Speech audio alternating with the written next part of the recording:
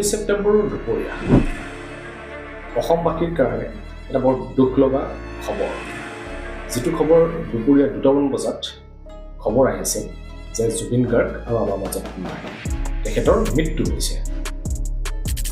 কিন্তু পিছলৈ গম পোৱা গ'ল যে জুবিন গাৰ্গৰ হত্যা হৈছে। কিন্তু এই হত্যাৰ যিজন মানুহে ইয়ত পাৰ্টিলৈ আহি গৈছিল আৰু সেই মানুহজন হঠাৎ আমাৰ মাজৰ পৰা হেৰাই যাব, তেখেতক হত্যা কৰা হৈছে, এইটো বৰ আচৰিত কথা, সহজ কথা নহয়। কিন্তু নমস্কাৰ, মই চিৰন্তন হাজৰিকা।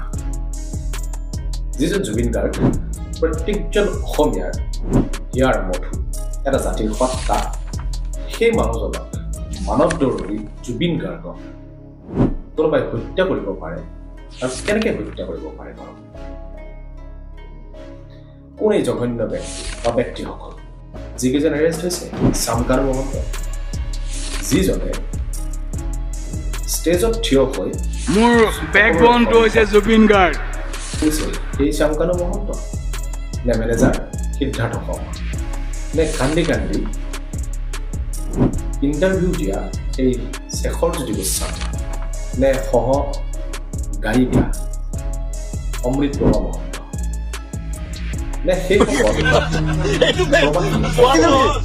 যিকেইজন পাৰ্টিত আহি জুবিন গাৰ্গক পানীৰ মাজলৈ নামিবলৈ উৎসাহিত কৰিছে বা পানীত নামিবলৈ কৈছে, সেইসকল ছিংগাপুৰৰ পৰা পোষ্টমৰ্টেম ৰিপৰ্ট আহিল। ৰিপৰ্টত স্বাভাৱিক মৃত্যু, পানীত ডুবি মৃত্যু হোৱা বুলি ক'লে। যেতিয়া আকৌ এবাৰ অসমত পোষ্টমৰ্টেম হ'ল, এই পোষ্টমৰ্টেম ৰিপৰ্টত কি আছে? কিয় মুখ্যমন্ত্ৰী হিমন্ত বিশ্ব শৰ্মা ডাঙৰীয়াই জুবিন গাৰ্গৰ হত্যা হৈছে বুলি কৈছে? তেওঁ স্পষ্টভাৱে সদনৰ মজিয়াত জুবিন গাৰ্গৰ হত্যা হোৱা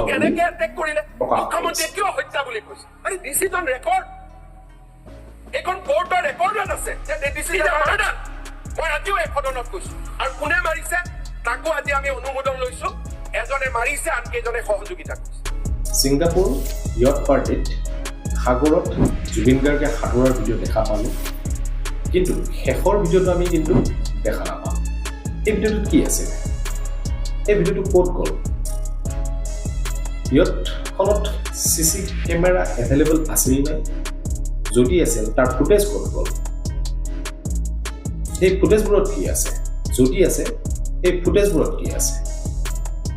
আৰু ইয়ত পাৰ্টিত যিকেইজন মানুহ আছিলে, সেই মানুহকেইজনে জুবিন গাৰ্গক হাঁহি কিয় পানীত নামিবলৈ উৎসাহিত কৰিলে? কিয় সেই অসুস্থ মানুহজনক এবাৰলৈও তেওঁলোকে নক'লে যে পানীত নামিব নালাগে? এটা বৰ দুখৰ বিষয়। ইমানবোৰ মানুহ থকাৰ পিছত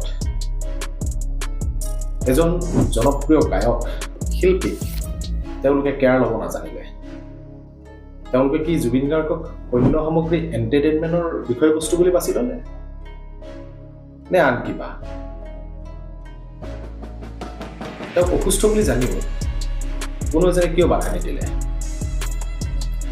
এনেকুৱা ভাগৰুৱা অৱস্থাত মানুহজনক মাছ সাগৰত এৰি দিয়া হ'ল, তেওঁলোকে ফূৰ্তি কৰিলে। কি এইবিলাক হত্যাৰ ষড়যন্ত্ৰৰ একোটা অংশ আছিল নেকি? কথাবোৰ ভাবিবলগীয়া। ষড়যন্ত্ৰৰ আঁৰৰ ৰহস্য কি?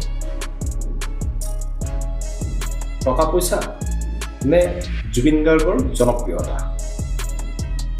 কিয় গৌৰৱ গগৈ ডাঙৰীয়াই ক'লে যে জুবিন গাৰ্গৰ যিসকল নাম আছে ঠিকেই, কিন্তু শক্তিশালী এজন ব্যক্তি, কোনোবা এজন শক্তিশালী ব্যক্তি আছে যিজনে এইসকলক নিৰ্দেশ জাৰি কৰিছে।